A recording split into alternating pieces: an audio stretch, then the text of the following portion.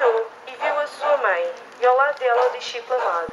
Então Jesus disse à sua mãe: Mulher, eis aí o teu filho. E depois disse ao discípulo: Eis aí a tua mãe. E dessa hora em diante o discípulo recebeu em sua casa.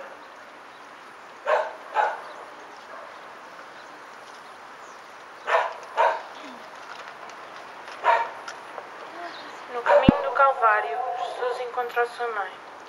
Por vezes, quando encontramos alguém conhecido, perguntamos se está tudo bem. A resposta costuma ser que sim, está tudo bem. Mas e se essa pessoa não estiver assim tão bem?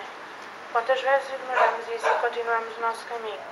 Mas se tivermos coragem de voltar a perguntar, está mesmo tudo bem?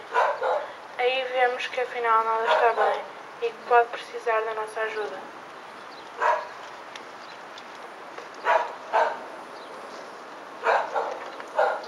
Nós te amamos e te louvamos, Senhor Jesus, porque nos libertaste pela tua Santa Cruz.